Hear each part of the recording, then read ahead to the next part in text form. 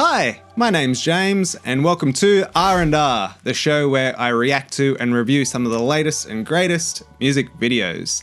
Today I'm going to be checking out the one unfinished version by Babymetal. Now I have listened to Babymetal a few times, some of their more popular songs, but it's probably been a good 5 years since I've heard any of their music. But from what I understand, this particular version is a one-take version performed live in studio. But the production company, The First Take, that has recorded this, says, "The First Take is a YouTube channel dedicated to shooting musicians and singers performing in a single take.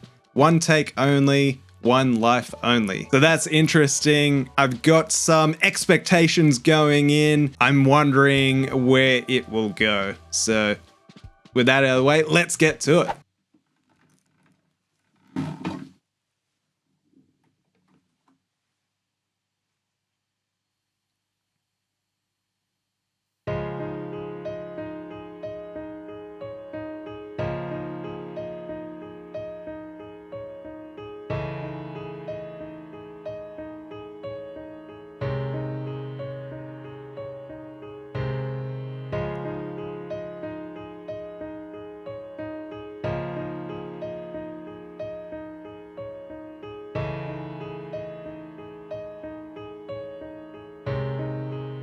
I like those chords.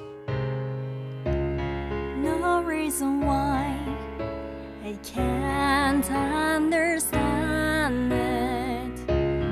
Open your mind, we can understand it. Please let me know if you notice it's the end of the world. Let me know if you know the truth. This is our song. This is our dream. Please take us to the land of dreams.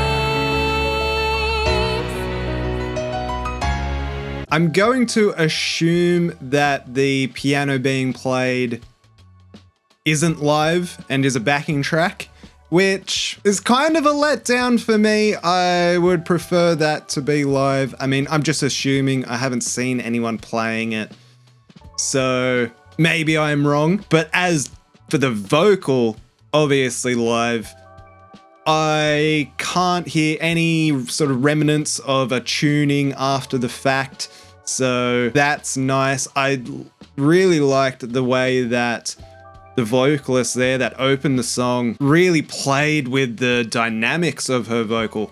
You know, there's that sort of moment where she really rises up on one word or one phrase it was, and kind of has that interaction with the reverb that's been put on the vocal. Not sure if that was intentional.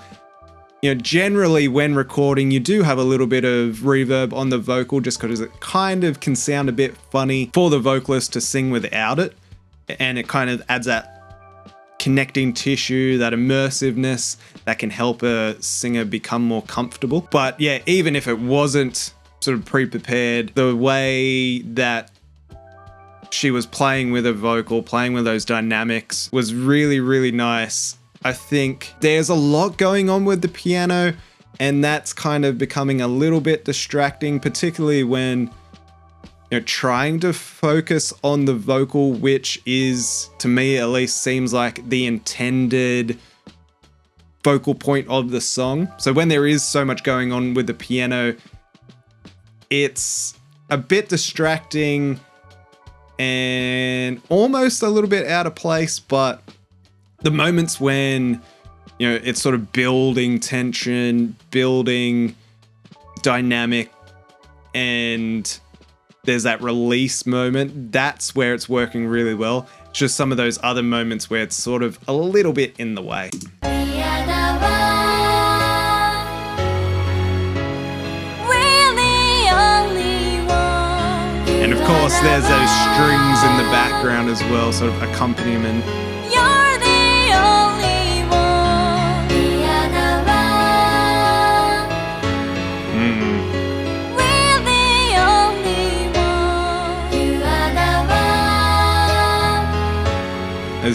backing vocals are mixed perfectly.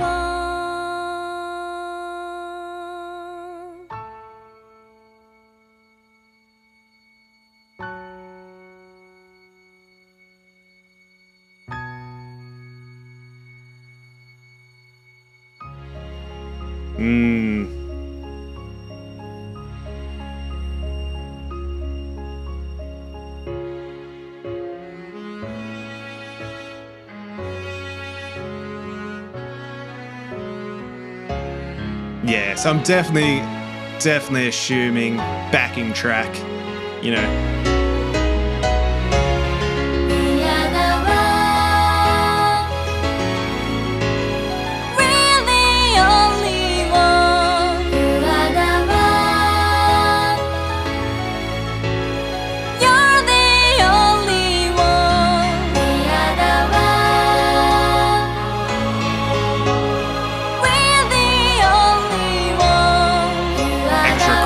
Vocals in there.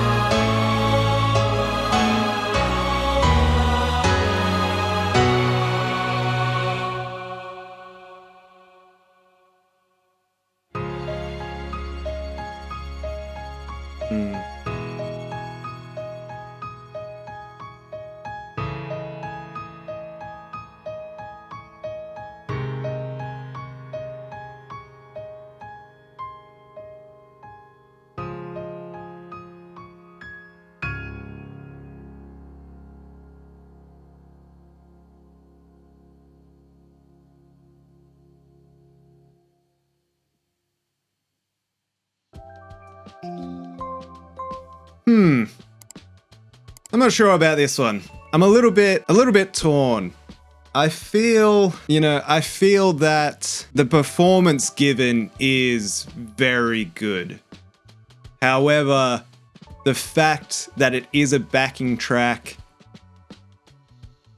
it kind of takes the sparkle away. It takes the life away. Absolutely. I sort of think about or at least make comparisons to something like Tiny Desk that does, proper full live one take in studio recordings, which is so much more authentic than this. The production value in this, it sounds great. As I said, those backing vocals mixed perfectly. And on screen, it's simple. You get just that really nice background. You get the set dressing. There's basically nothing. It's just the vocal microphones. The outfits that are being worn are super impressive, really cool. Has some really amazing fine details in them. Particularly when you get some of those close-up shots and you see, the sort of encrusted parts on the chest, and there was sort of like a scrunchie that was, encrusted with the crystals, and that was really cool. Just those really nice touches, and the colors as well. It's sort of like that, the color of like the reflection of oil. So all of that's nice. It's fitting. It's crisp. It sounds good. It looks good. But as for what the first take is saying, their mission statement there, I think for me, that's kind of where the letdown is.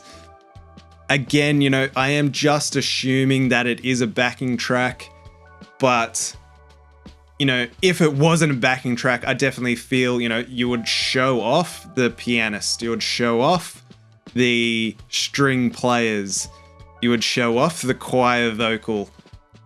So for me, all of those signs tell me it's definitely a backing track. And then that's where it loses points for me. Honestly, if it was just a pianist backing them, live, that would have been 10 times better than having the backing track do the work. So yeah, that's kind of where it goes for me.